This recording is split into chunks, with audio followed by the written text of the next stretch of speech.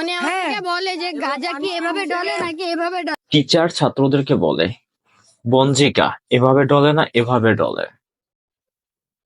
কিভাবে সেবন করতে হয় বঞ্জিকা মানে সবজি কিভাবে সেবন করতে হয় সেটা টিচার শিখায়।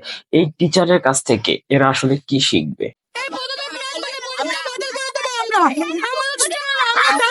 কি ভাই, তোরা ছাত্র দল?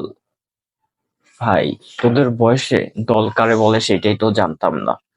ছিপ দিলে না এখনো বের হবে, আর তোরা নিজেকে ছাত্র দল বলে দাবি করিস। আজ থেকে 1 বছর আগে যদি হতো না, তোরা তো নিজেকে ছাত্রলীগ বলে দাবি করতি।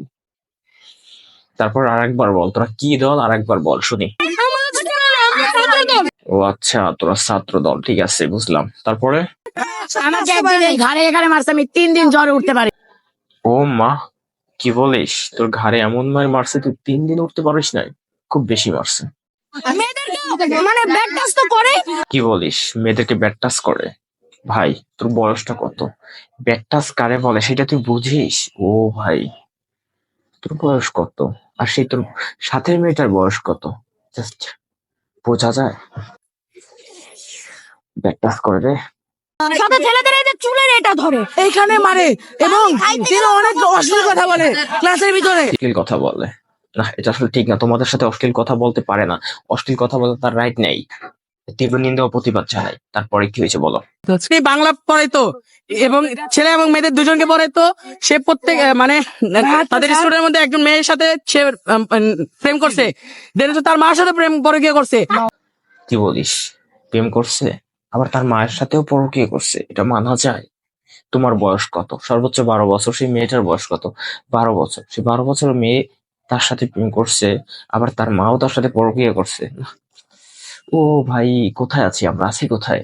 এমন জঘন্যতম কারণ আমাদের সাথে মেয়ের সাথে করতেছে। আমাদের এবং সেই ঈদের পর আমাদের ক্যাম্পাসে জয়েন করছে, এবং প্রত্যেকটা কথার মধ্যে সে হাদিসের কথা বলে।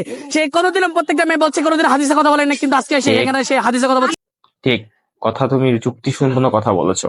তোমরা যখন বসো তখন সে হাদিসের কথা বলে, যখন মেয়েরা থাকে তখন সে হাদিসের কথা বলেন, তখন মেয়েরাদের সাথে প্রেমের গল্প করে। তীব্র নিন্দা ও প্রতিবাদ জানাই। তারপরে কি বলতে চাও সেটা বলো।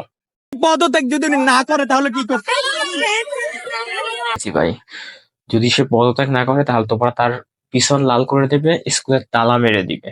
ভাই তোমাদের বয়সে না যদি পড়া না হইতো, আমার বেঞ্চের পিছনে যাই বসতাম, যেন স্যারের চোখে চোখ না পড়ে। যদি ধরা খাই তাহলে তো পিছনে আমার লাল কইরা দিবে। আর যখন মার দিত না, চিকুন ব্যাট দিয়ে যেসব বাড়িগুলো দিত, ওরে মারে ওরে আপারে করে চিল্লাইতাম।